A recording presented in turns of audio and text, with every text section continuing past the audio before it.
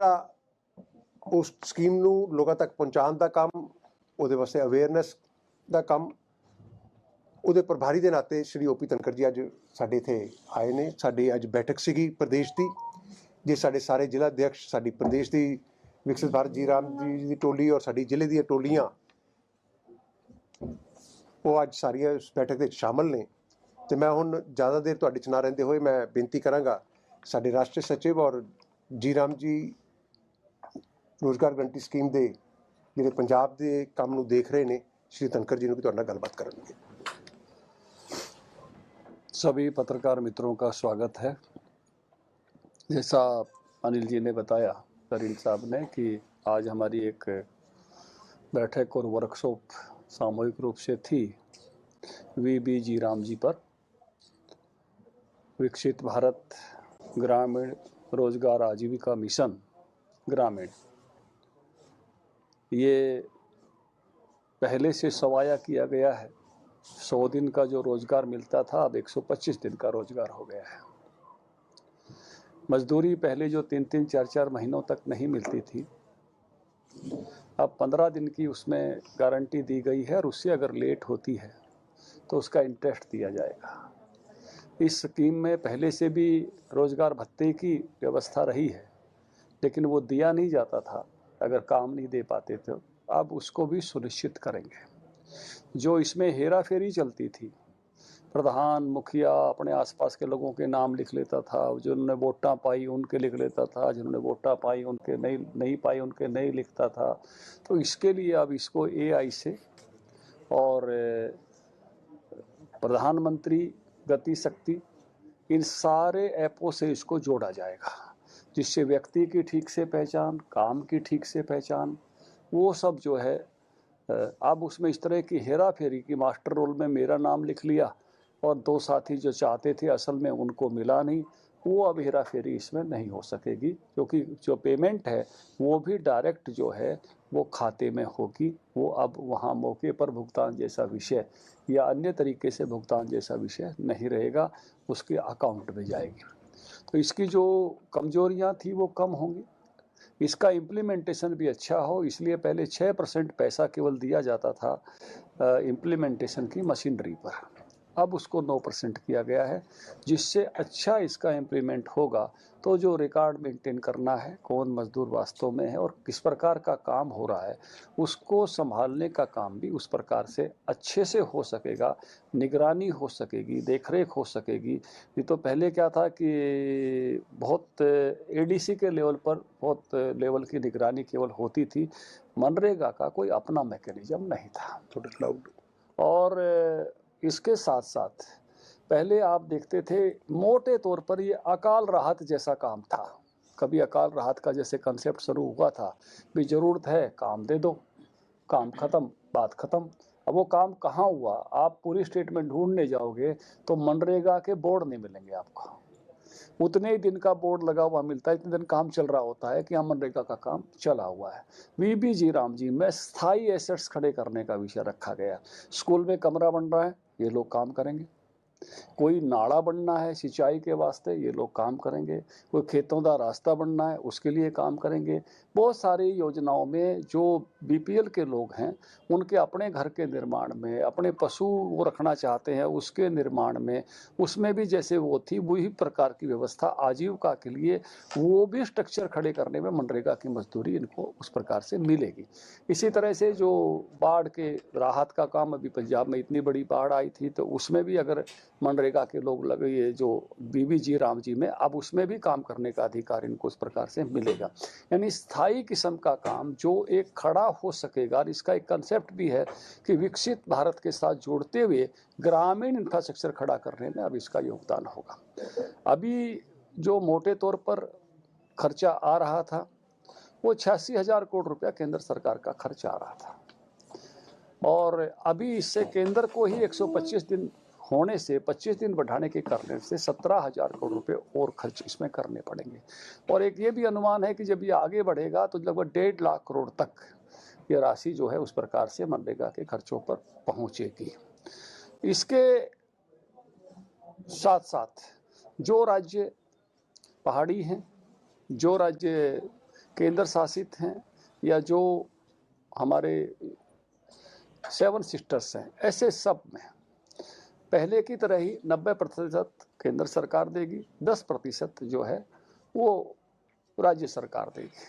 लेकिन जो बड़े राज्य हैं वहाँ इसका इम्प्लीमेंटेशन अच्छा हो सके और स्टेट थोड़ी जिम्मेवारी ले, इसके लिए उन पर भी 40% की जवाबदारी इसमें डाली गई है कि वो भी कुछ खर्चे में हिस्सा बटाएंगे। तो उसके कारण से क्योंकि निगरानी थोड़ी बढ़ती है। मैं पंचायत मंत्री रहा हूँ हरियाणा में, और मैं देखता था कि केवल केंद्र का जो पैसा आता है और उसको ऐसा सा मान के उपयोग होता है कि एक चला हुआ है, चला रहने दो। राज्य सरकार की मशीनरी उतनी उसमें घुसती नहीं है। जब राज्य सरकार का भी हिस्सा जाएगा तो राज्य सरकार की भी निगरानी, इम्प्लीमेंटेशन में बेहतरी, उसके कारण से और सक्षमता आने में उसमें बढ़ेगी। अभी तक के जो तजर्बे थे उन तजर्बों से भी संतुष्ट नहीं थे, क्योंकि पिछले कुछ समय का हिसाब लगाएं तो 100 दिन की बजाय 50.4 दिन मजदूरी मिल रही थी पूरे देश के हिसाब में।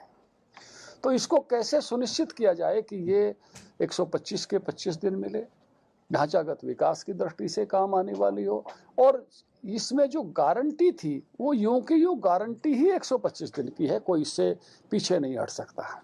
दूसरी जो अधिकार था कि पंचायतें फैसला करेंगी, अभी भी वही है। पंचायतें ही मांग करेंगी कि उनको कितने कार्य दिवस चाहिए, उनको 1000 कार्य दिवस चाहिए, अपने यहाँ 5000 कार्य दिवस चाहिए। मान लो 100 लोगों को काम देने वाले हैं, 50 लोगों को काम देने वाले हैं, तो उस प्रकार से उतने 5000 कार्य दिवस उनको चाहिए, कितने कार्य दिवस उस प्रकार से चाहिए, उसकी मांग अभी भी वो अधिकार पंचायतों के पास ही उस प्रकार से रखा गया है। और इसके कारण से जो आमदनी बढ़ेगी, मैं तो कहूँगा कि हरियाणा 400 रुपये देता है, पंजाब 346 रुपये देता है।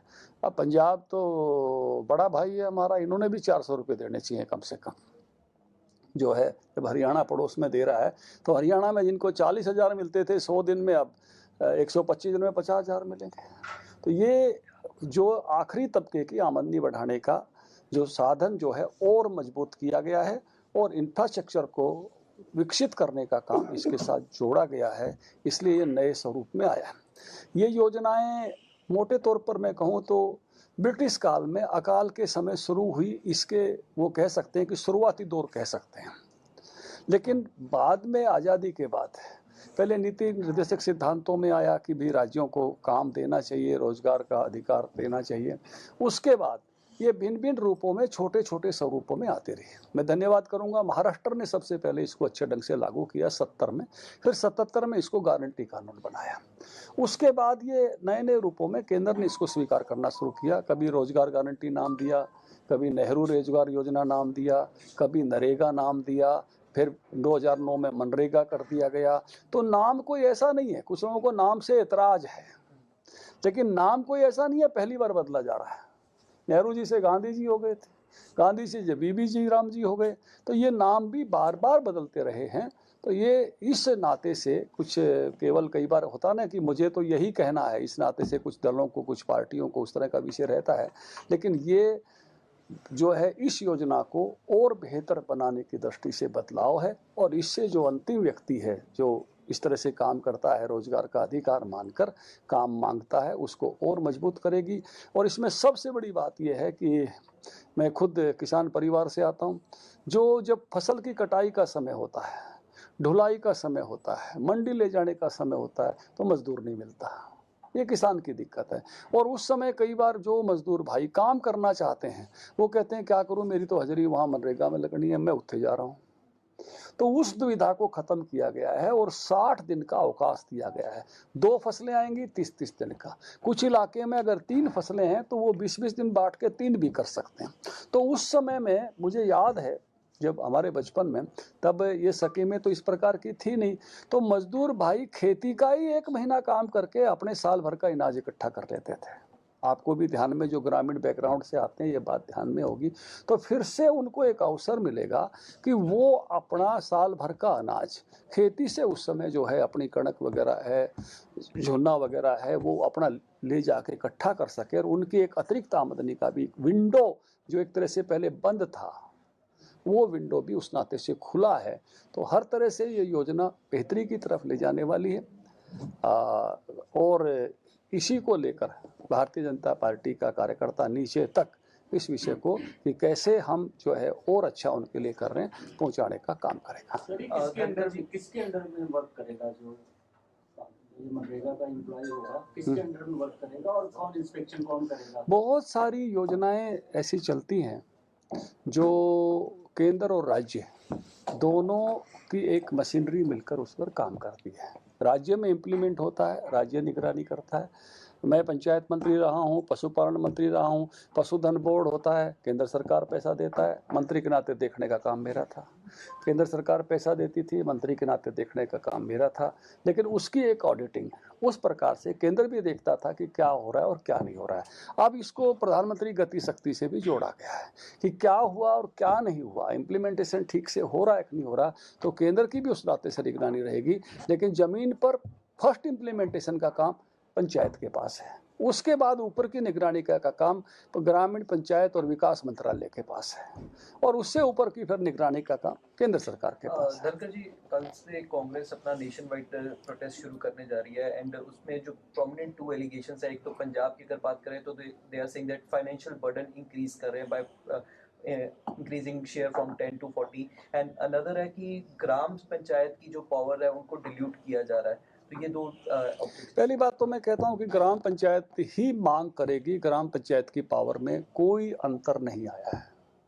केवल और केवल एक बात का अंतर है कि पहले क्या बना क्या हुआ इसकी कोई सिस्टम नहीं था, अब क्या बना और क्या हुआ वो सिस्टम खड़ा होगा, जिसको आप ये कह सकते हो बहुत सारा पैसा इधर उधर होता था, मिट्टी उठाई, मिट्टी गिरवा दी, मास्टर रोल बन गया, पेमेंट चली गई, 100 मजदूर दिखाए गए हैं, 50 मजदूर हैं, कुछ नौकरी वालों के नाम भी छपे हुए हैं। ऐसी बहुत सारी चीज़ें अनियमितताएं बहुत राज्यों में आई हैं। उसी प्रकार से इसको डिजिटली अब जो है निगरानी की जाएगी, वो चीज़ें अब नहीं चल सकेंगी। अधिकार, मैं पूरी बात कर लूँ, अधिकार पूरा का पूरा उस प्रकार से ग्राम पंचायत के पास ही है। ग्राम पंचायत ही मांग करेगी उसको कितने कार्य दिवस चाहिए। दूसरी बात ये है 40% कोई बहुत बड़ी राशि नहीं है मनरेगा की राशि के हिसाब से। आप पूरे देश का देखोगे तो पूरे देश में जिस प्रकार से बटेगी, पूरे देश का ये आंकड़ा मैं बता रहा हूँ कि 86 जो है उसका 1000 करोड़ का है, तो वो कोई बहुत बड़ी राशि नहीं है। 1.5 लाख करोड़ तक बाद में पहुँचने की बात है, तो वो बहुत बड़ी राशि नहीं है जिसका विषय इस पर इससे बल्कि राज्य सरकार का लगेगा तो उनका इम्प्लीमेंटेशन भी और बेटर होगा। धनखड़ साहब की कांग्रेस ये कह रही थी कि जैसे ग्राम पंचायत ये मनरेगा वाला आपने नाम चेंज किया है, जैसे जी राम जी वगैरह किया, तो वो उनका आरोप है कि जो बीजेपी है जानबूझ के कांग्रेस के किए हुए कार्य को खत्म करना चाहती है और अपनी धाक जमाने के चक्कर में सारा कुछ उलट पलट कर दे रही है। देखिए, अगर जो है कांग्रेस के बारे में तो मैं एक बात कहूँगा, रामायण में एक चौपाई है, जाको मैं दारुण दुख देऊं ताकि मती पहले हर ले। वोट चोरी, अब आप लोगों तो चुनाव कवर करते हो, एक एक वोट पर कितनी कसमकस होती है, कहीं चोरी हो सकती है वोट की लेकिन वो इतना बड़ा बंडल उठाकर जो हरियाणा की प्रेस आपने सब देखी होगी, उससे पहले ईवीएम पर, उससे पहले और कई सारे मुद्दे हैं, मैं चर्चा नहीं करना चाहता। अच्छे मुद्दे उठाने चाहिए, ऐसे मुद्दे। आप ये बताइए, मेरी जेब में अगर मैं हरियाणा की बात करूं 40,000 की बजाय 50,000 रुपये आ रहे हैं, या पंजाब की भी बात करूं मुझे 17,500 के गांधी छपे हुए नोट और मिल रहे हैं, तो मुझे वीबी जी राम जी से क्या दिक्कत हो सकती है? तो उस नाते से जब मेरी आमदनी बढ़ रही है, जब मेरे अधिकार बढ़ रहे हैं, जब ट्रांसपेरेंसी आ रही है, तो हर आदमी इसमें से जिनको चाहिए ये वास्तव में उसका इसमें से आमदनी भी बढ़ेगी और उस ट्रांसपेरेंसी से उसकी एक संतोष भी बढ़ेगा और निश्चिंतता भी बढ़ेगी। अच्छा सर, मनरेगा बचाओ संग्राम जो शुरू किया कांग्रेस ने, और कांग्रेस कह रही है कि ये ठीक नहीं है, हालांकि 60-40 की रेशो की है, और राजा वड़िंग कह रहे हैं कि असं सड़का भी जाम करांगे और बीजेपी लीडर के घर भी करांगे। ये मनरेगा के मजदूर ही उनको रोक लेंगे, जिनकी आमदनी बढ़ रही है, जिनका सवाया हो रहा है, वही रोक लेंगे। अब आप बताओ, मैं अगर मनरेगा का मजदूर हूं तो 125 दिन काम चाहूंगा कि 100 दिन चाहूंगा? मैं अगर पंजाब में मनरेगा का मजदूर हूं तो 34,600 रुपये चाहूंगा या 43,000 से जो मुझे ऊपर मिल रहे हैं वो चाहूंगा? कौन सी गल ठीक है? आप कमी की तरफ ले जाओगे कि अच्छाई की तरफ ले जाओगे? धनखड़ जी, खाली अपनी हेकड़ी के चक्कर में। धनखड़ जी, और आप जिस मजदूर का लाभ होने वाला है उसकी नुकसान की गल कोई वीबीजी राम जी का श्रमिक थोड़ी सुनेगा। ये धनखड़ जी, सवाल ये पैदा होता है, कांग्रेस इस तरह विरोध कर रही है, इसका मतलब ये है कि या आप नहीं समझा पा रहे या लोग समझना नहीं चाह रहे? नहीं नहीं नहीं नहीं, जी। भगवान उनको ऐसी बुद्धि दिए रखे, जी, हम इसकी प्रार्थना करते हैं जो उनकी इस बुद्धि से हमको काफी फायदा होता है। फायदा क्या होगा। मानते हैं मनरेगा इससे पहले मनरेगा पंजाब के मजदूरों पर शोषण होता रहा? देखिए, बहुत सारी जगह की ऐसी रिपोर्टें हैं पुराने समय की जिसमें से इसका इम्प्लीमेंटेशन अच्छे से नहीं हुआ। भाई भतीजावाद इसमें हुआ है, कार्य दिवसों पर भी ऐसे नाम लिखे रहे हैं, काम भी जैसा चाहिए था नहीं। अब काम की भी निगरानी होगी, काम करने वाले की निगरानी भी होगी और डायरेक्ट पेमेंट भी होगी। तीनों चीज़ों, इसी में से कईयों को तकलीफ है। काम की भी निगरानी होगी, काम करने वाले की निगरानी भी होगी, तो इसमें से जो इम्प्लीमेंटेशन के सारे सिस्टम की भी निगरानी होगी और पेमेंट भी डायरेक्ट होगी।